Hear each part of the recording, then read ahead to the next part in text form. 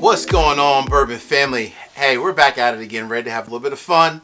I just got back. The Bourbon Judge just got back from Charlotte, North Carolina. Went down this past weekend, hung out with all my buddies, had a blast. All my college friends. I went to school down in Charlotte. Went to a football game. We did not win, unfortunately. But hey, we had a blast, right? It's nothing like hanging out with your college friends, drinking some good beer, and of course, obviously, I had to have some bourbon on the side myself. You guys know me. But hey, back at it. And while I was down in North Carolina, kind of funny, right? Wherever I go, bourbon just somehow comes up. Talking to someone, and someone said, "So you're the Bourbon Judge, everything. We talk about bourbon." He's like, the guy goes, "Does bourbon actually exist outside the state of Kentucky?" I just started laughing. I was like, you know what? When I get back home, I need to record a part 2. So earlier, I think it's like maybe 6-7 months ago, I recorded a video called, top 5 bourbons outside the state of Kentucky. Yes, folks, to make it clear, they do make bourbon outside the state of Kentucky. I know many people that live in Kentucky or are from Kentucky will say that's false. It doesn't exist. It's all just fake bourbon, but they do make bourbon outside the state of Kentucky. So we're going to go and have a little bit of fun today. I'm going to give you 5 bourbons, 5 fantastic bourbons. You hear that? 5 fantastic bourbons that come from outside the state of Kentucky. And, hold on, even better. These are all from 5 different states, right? 5 different states. You guys know me by now. Of course, I have an asterisk. I had to include it, right? But I will say, I'm only including an asterisk this time, not just because I like doing it, which I do, by the way. I'm doing an asterisk this time primarily because the asterisk is one that I've talked about a lot. So I didn't want it to be included in the 5. I want this 5 to be number 1 different than the original list.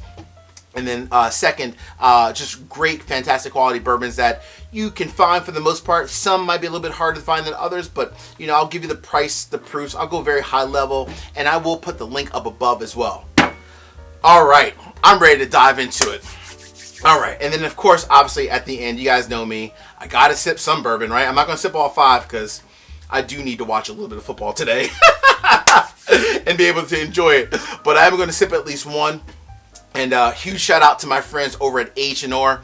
I think a couple episodes ago, I did a blind battle, and everything that I use, like the little setup, the metal tray, the little glasses with the letters, all came from H&R. So this is H&R's Neat Glass. As you guys can see, that is pretty damn cool.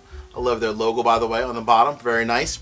What's really cool about this one is that if you fill up the bourbon to the most widest part of the glass, right about here, that line right there is about 1.5 ounces, so you know exactly what size pour you're pouring each and every time. So cheers again. Thanks to the guys over at H&R. I appreciate you guys. Everyone out there, please make sure you guys check them out.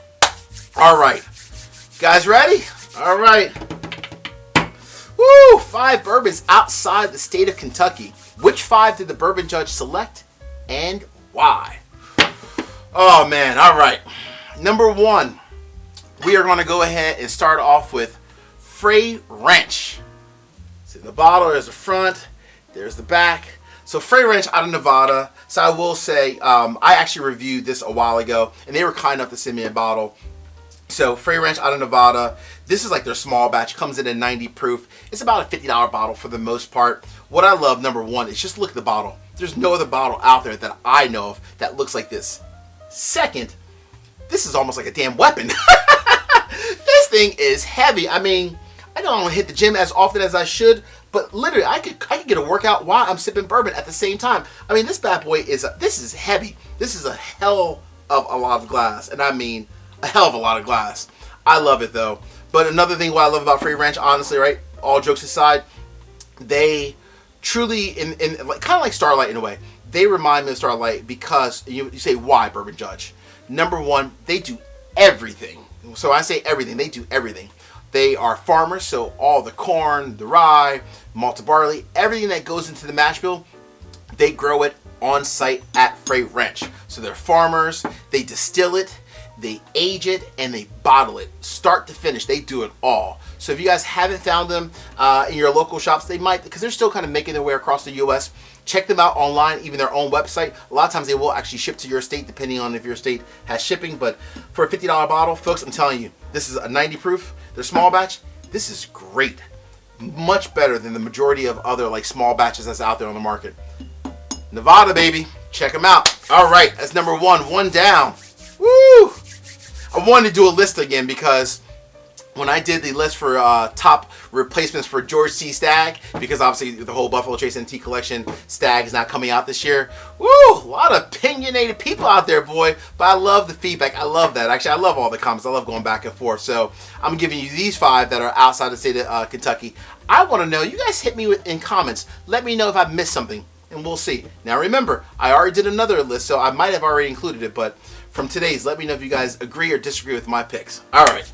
I know you guys aren't shy, so you guys will give me that insight. All right. Coming out of the state of Michigan.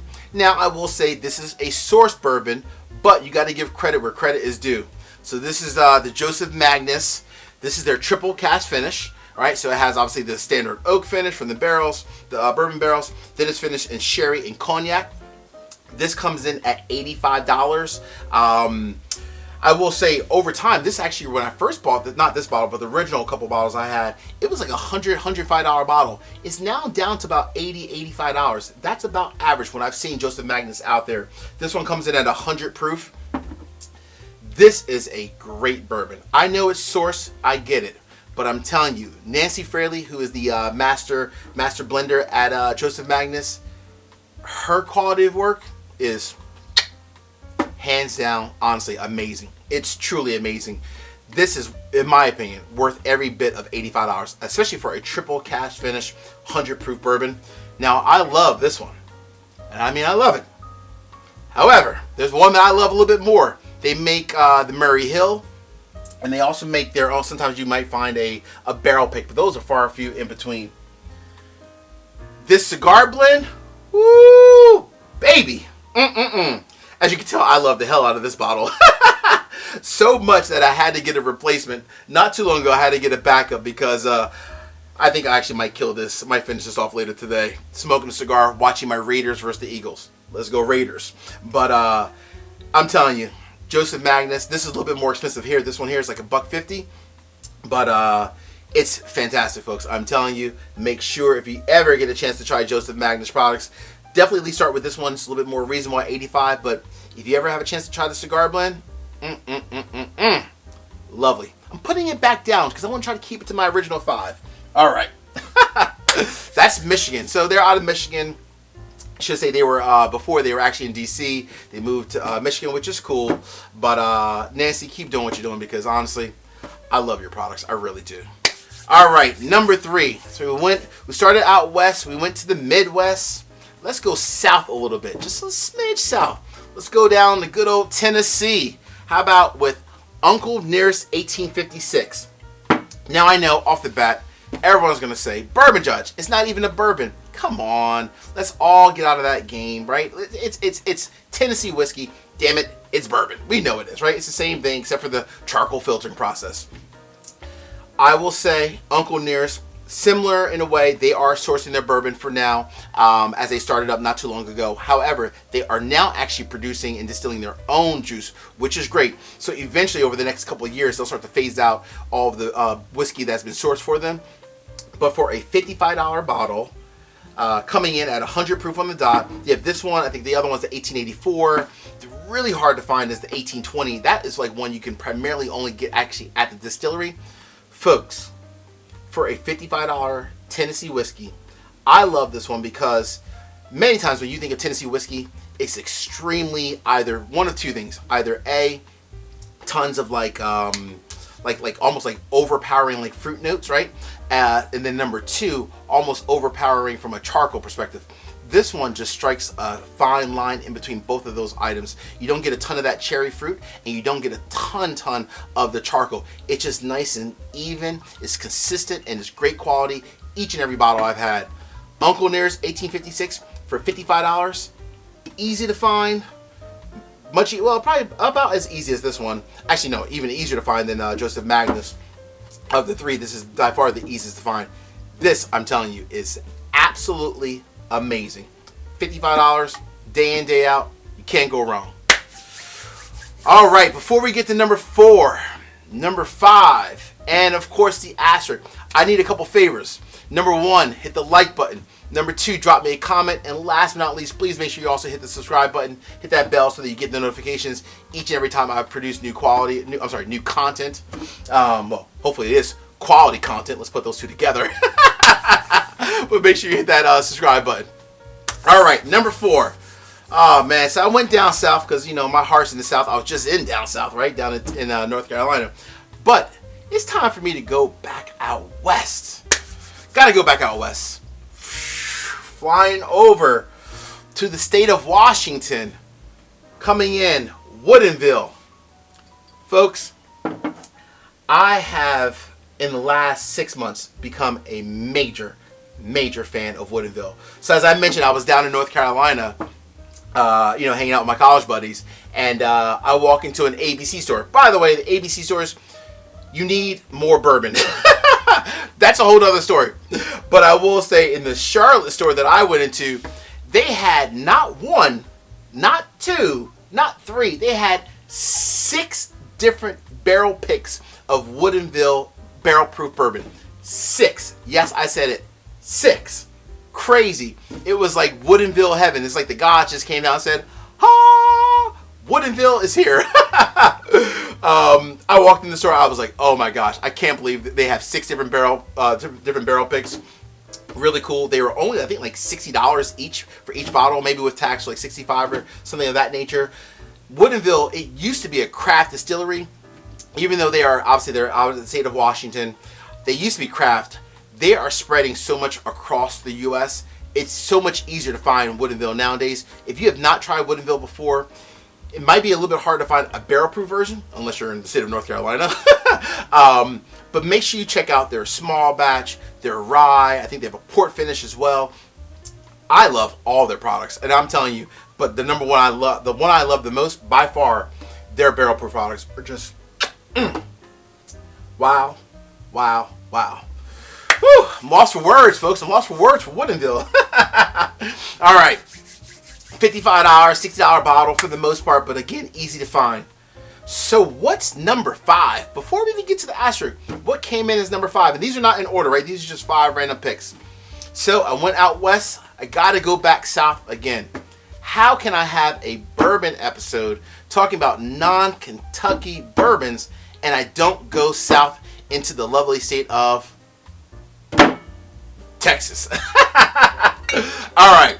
So this might be a pick that some people say, Bourbon Judge, I don't know if I'm with you on this one, but that's okay. I'm bold enough, like Garrison's brother, to accept that. Garrison's brother, in my opinion, if you love bourbon outside the state of Kentucky, if you love bourbon, you have a love-hate relationship with A, Texas bourbon in general, and B, Garrison's Brothers. So what does that mean? All right, so Garrison Brothers, for the most part, Texas bourbon, they use a high corn percentage in their mash bill. It gets all that Texas heat, so it gets you want to talk about a very deep, a very robust, a very bold, extremely bold and flavorful bourbon. Garrison's Brothers is all that and then some. There's a lot of different distilleries in Texas, but my personal favorite is Garrison Brothers. They have like the small batch. They have a honey finish. This is the Balmoral. Now again, this is a little bit more on the pricier side, so it's another thing to consider. It's I think it's like $130 bottles with tax, maybe like $140-ish. This one, the Balmoral, coming in at 115 proof. I will say, my true personal opinion, because you never know, especially for a $100-something bottle, you never know if you're going to like it or dislike it. Definitely see if you could try it at a bar, at a friend's house, see if somebody has it. They'll let you have a sample. I know, a couple different people, even some of my patrons, for example, my man Blake, he was at a bourbon festival recently out in Chicago. He was like, Bourbon Judge, that Balmoral, that Garrison's Brothers, not for me. It's just a unique profile. However, my man Tab, who watches the channel and is also a patron, I sent him a sample of this, and he was like, Bourbon Judge, I love me some Balmoral. So I'm telling you folks, please make sure you try this from a friend, whomever it might be. I can guarantee you, if you like it, you're going to love it. And if you don't like it, you're not going to like it. But honestly, coming in at 115 proof, they make some great products. I will say, I also, when I was in Florida, going back a couple months ago, I picked up a single barrel pick of Garrison Brothers. This one comes in, wow, this is 100 and 15 proof. This one is 100 and damn. Woo, baby. 119.7 proof. So this has I'm sorry, 118.7 proof. This one has some nice little kick to it. Got this down in Florida. It's a single barrel pick. That single barrel pick was only $105, so much cheaper than the Balmoral. And I'm sure, you know, similar profile, if you will. Buddy of mine actually had that same bottle, so I was able to actually try that as well. It's very similar kind of profile-ish, if you will, but that's a single barrel, so it's only slightly different. Deep, bold, everything that says Texas is Garrison Brothers. All right. So what's the asterisk, and which one are you going to sip, Bourbon Judge? The asterisk coming in. Of course, I had to throw this in there because I just respect them for everything that they do. Similar to Fray Ranch, they do it all, and I mean all. They grow the grains, they put it in the mash bill, they distill it, they age it, they bottle it, they do it all. How can you even say bourbon without saying Starlight? Indiana, another state, right? 6 different states, well, 5 in an asterisk. How can you even say bourbon without saying Starlight? This is their sherry pick, their sherry finish, and they have a ton of different finishes. Go back a couple episodes ago, I reviewed 3 different finishes, but Starlight, everything they produce in that $55 to $65 range, easily available, fantastic quality. This is actually going to be the first barrel pick that the Bourbon Judge is actually doing. So I'm working with one of my local shops. We're actually doing our first barrel pick. It should be in here in a couple weeks, so it's going to be available to all my patrons. So again, thanks to all my patrons and all the support. So it's going to be available to all my patrons. But we're doing a cast strength sherry finish with Starlight, and I'm telling you, that one is out of this world. This is good, but the one that I picked is just another level good. It's insane. But had to throw in some Starlight Sherry as my asterisk, just to kind of close it out. All right. Which one am I going to sip? I don't want to sip the asterisk. As much as I love Starlight, I'm not going to sip it only because, you know, it's the asterisk. I want to go from the 5. Woo! These are 5 good ones. Damn. Well, you know, I had Woodenville this past weekend. Actually, I had Balmoral this past weekend, too. So I'm going to pick one of these 3. Oh, man. You know what? I haven't had Joseph Magnus, this triple cast, in a long time. Let me go ahead and pour this bad boy. All right. First time, actually, again, sipping this out of the Agent Or neat glass. See how this bad boy holds up. Let's see what you're made of there, Agent Or. All right. Not bad. Not bad at all. I like it. Ooh, fancy, fancy. Oh, man. Woo. That's a hell of a pour. Funny enough, and that was not even planned, right at that line. So this is 1.5 ounces. I think I'm going to go enjoy this with a cigar. Hey, I say this each and every week. Peace. Cheers. Salute. I appreciate each and every one of you out there. Thank you for watching The Bourbon Judge. Much love and respect. Enjoy yourselves, and